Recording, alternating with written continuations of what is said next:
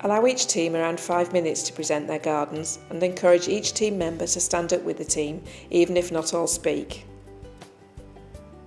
Teams should decide which information they have collected is relevant and should be included in the presentation, whilst other information should be included on their poster display. Avoid using computer presentations. School networks can be unreliable and students can waste time on the appearance to the detriment of the content. In large halls, students may need a microphone so that the audience can hear clearly.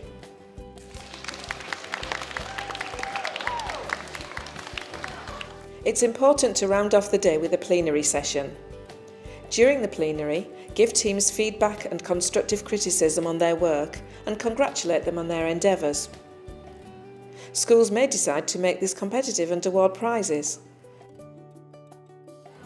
The best thing was doing the experiment with the water, when you had to do the holes in the milk bottle to see how fast the water would come out.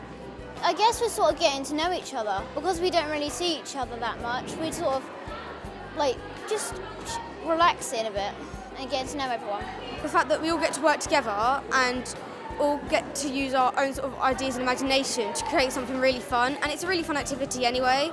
Oh, the best thing was when we had to go to our different science rooms and do the experiments because that was really fun. It's made me feel more confident about science. I know I don't like to answer some questions about science when I do know the right answers. So I think it's made me feel more confident to answer the questions. Oh, I think the garden challenge is wonderful. Brings in all together all the skills that children need for work, communication, project management, and also some hands-on investigation. A community garden project is a good idea because it's combining so many different things. Team skills, science, horticulture, working together. It's just, you'll bring a lot of different elements together for the youngsters. It brings together a whole range of different interests. So those who are interested in wildlife or plants, as well as those who are more interested in what's happening in the community. I think the benefits I'm seeing already is working together. Even groups that don't seem to perhaps get along together are having to work together, and they're having to work with different groups to get the information they need to pull together to get a good plan, a good drawing for their community garden. So I think as sort of a team activity, it's excellent, and the fact that science is thrown in as well is even better. Benefits for the students, I felt that they were able to explore science by themselves more. It was rather, here's the title, off you go, see what you can find out about it. These sorts of activities to start early on, for example at year 7, year 8, it's really, really key and vital for them in terms of their educational development. But the fact that the students are gaining vital skills which are transferable not just across the curriculum but actually outside into the world of work. So they gain skills like self-management, communication, problem solving, teamwork and research. We wanted to give them something totally different, bringing science into a more real-world application, something that they can really get to grips with themselves. So it was enabling us to try different ways of teaching with our kids and see different ways that we can actually get them engaged within science. Considering that at the start of the day they didn't know what they were going to be asked to do, they were starting from a very low base.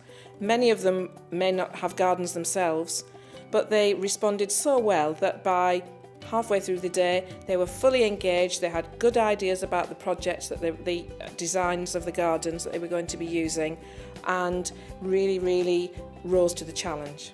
What we see as the main benefits for our school with this is, one, we're able to outsource for extra assistance from industry in itself. So we're actually getting real people from society in to work with our children.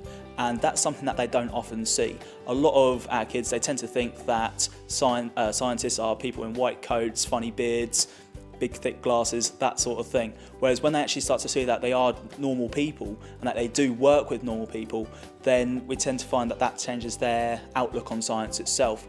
If you can change the outlook on science and you can change that level of engagement in science, you often find that the engagement within your classrooms later on often increases. Thus, you're going to then lead to higher levels, then that's going to lead to higher grades and better exam results later on. The benefits for the senior management and the staff is that they see their students in a new light. they very seldom get the opportunity to see the students working collaboratively in large groups and are able to observe them because usually they are leading the activities.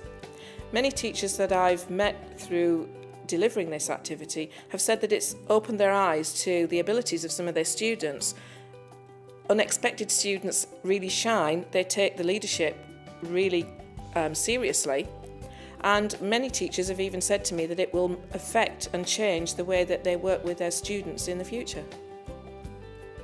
We hope you found these 5 short videos useful and that you will continue to use the Community Garden Challenge activity in your schools for many years to come.